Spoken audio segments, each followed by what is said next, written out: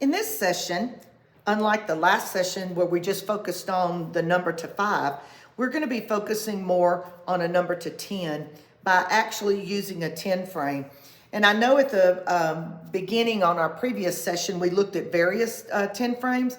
For demonstration purposes for this session, I'm just going to use this 10 frame that's before us now. Remember, understanding that numbers are composed of tens and ones is an important foundational concept, setting that stage for the work with larger numbers later on.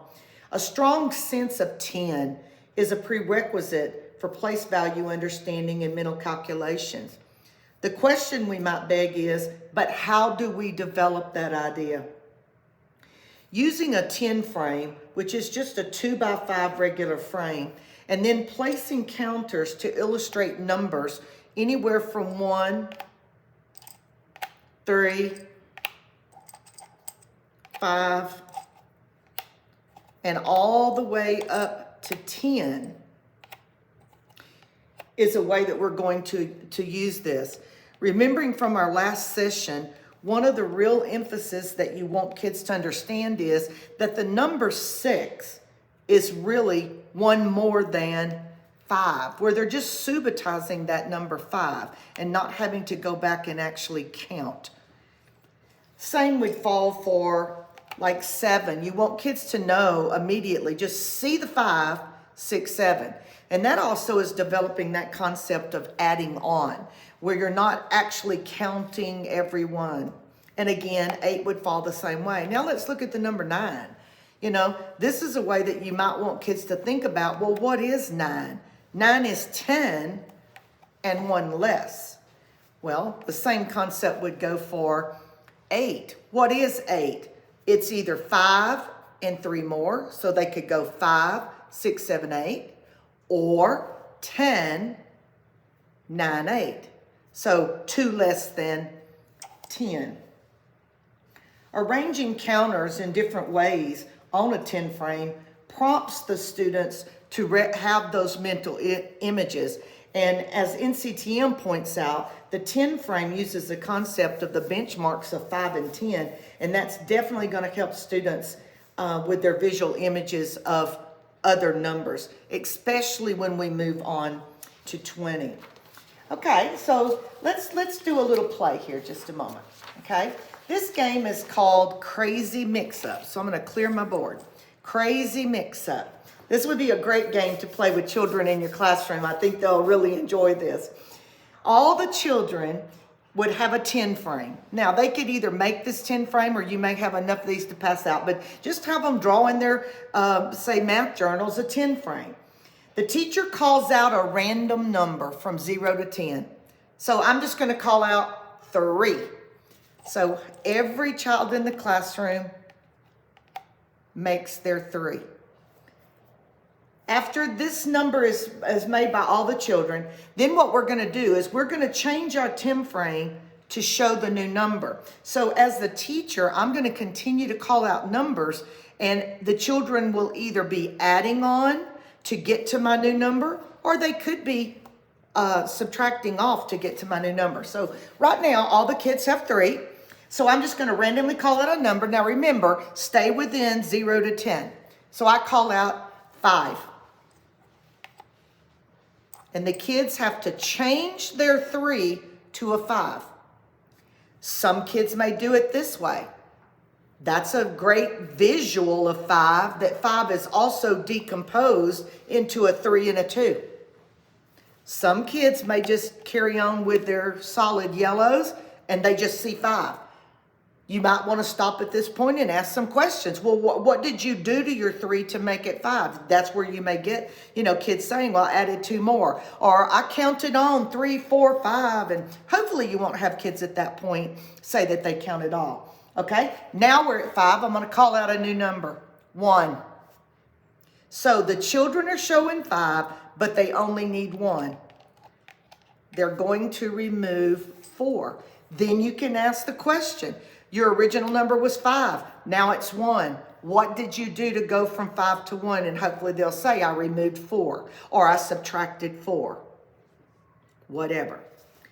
Okay, continue play. We could actually go to, let's see if I called out the number 6.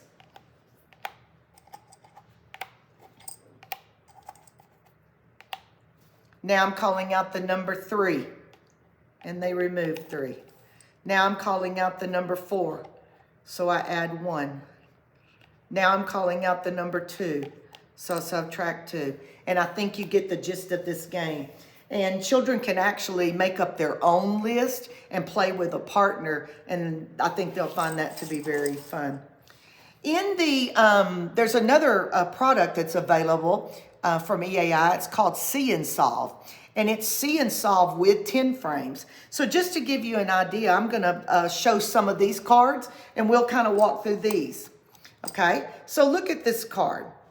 It says, I see 5. How many is one more? So what you want the kid to do is just what it says, see and solve. So it says, I see 5. So the first thing the kid's going to do, he's going to build his 10 frame to 5. And then it says, how many is one more?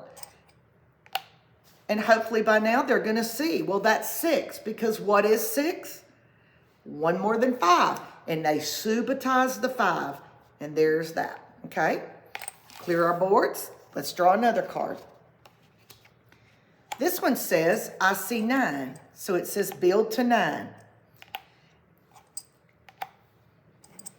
You can always, as a teacher, remember to ask questions. Like after the children have built this number, like if they're over in a center, as you walk by, you might ask the question, how did you see 9? How did you, when it says, I see 9, and you built your 10 frame to match that 10 frame, what were you thinking about? You may have kids say, well, I was thinking that 9 was just 1 away from 10. So their whole mindset was just filling in this 10 frame and leaving one of the frames blank. Another kid may have said, well, I know that 9 is 4 more than 5. So I saw 5, so I just quickly filled that in. And then I counted 6, 7, 8, 9. The question then says, how many is one more?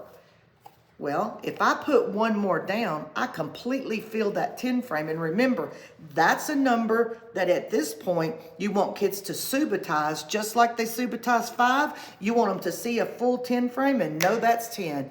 Know that's 10. Let's take another look. This one says, I see 4. So I'm just going to clear my board, and the child built it. Then it says, how many is 1 less? So in other words, the first cards was 1 more. This one's now going to be 1 less. So that's that plus and minus 1. And you want to do a lot of practice with kids on this before you move, say, for instance, to an equation. Now, I'm going to show you that this is a dry erase board as well. So if I had kids think about this, I see 4, and then the thing is 1 less. So how do we denote in mathematics 1 less? Minus 1. And what do we see? We see 3. So going straight from the picture to the building, which is your concrete, all the way to the abstract of just seeing that equation, I think is a very, very important concept for kids to learn. Okay, so again, this is just another card. I see 9.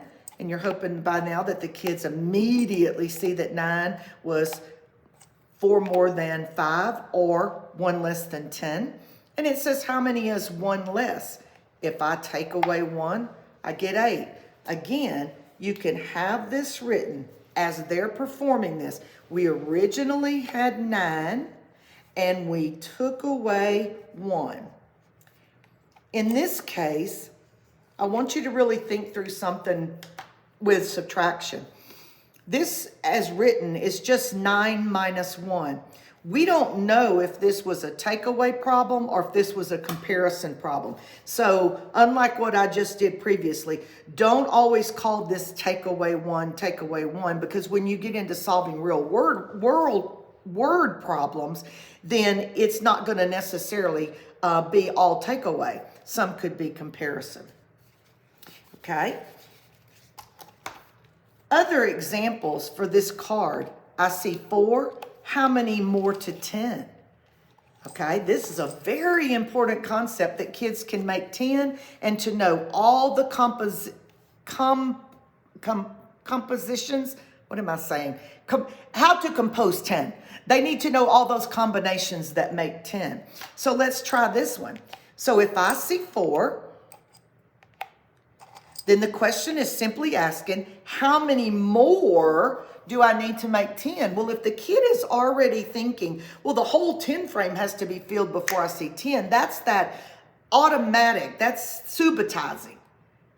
So if I already have 4, how many more do I need to fill to make 10?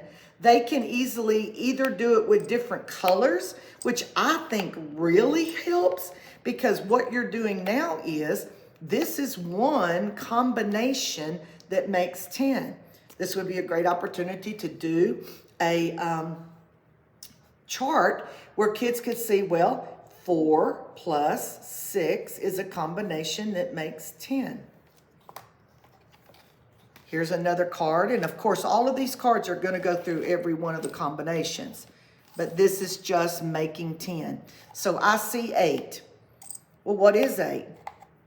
It's more than 5, so I'm going to subitize and fill in my frame real fast for 5, 6, 7, 8. So if I start with 8, it says how many more to 10? How many of these are blanks? 2 more. So if I add 2 more, then I'm going to get to the sum of 10. Okay, so those cards go through all of the different combinations as we said. Okay, now let's look at something else. Just as we did +1 and -1, you also have cards that are going to do +2 and -2. And notice that this one starts with 0. So it says, I see 0. How many is 2 more?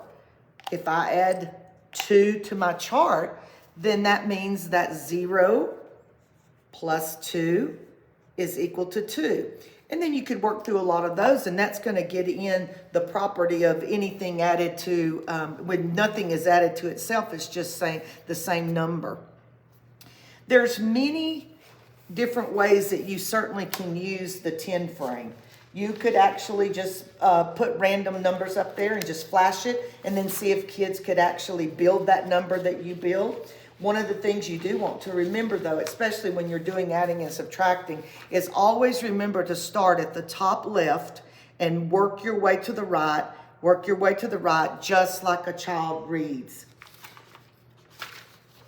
The last thing that I just want to bring in summary is that all of this evidence that we just worked with points to the solid grounding and relationships amongst numbers 1 through 10. Before you ever introduce place value concepts, you want to make sure that all of these concepts, +1, -1, +2, -2, making 10s, combinations, decomposing a number into parts, or composing a number into parts, which is basically those adding and subtracting.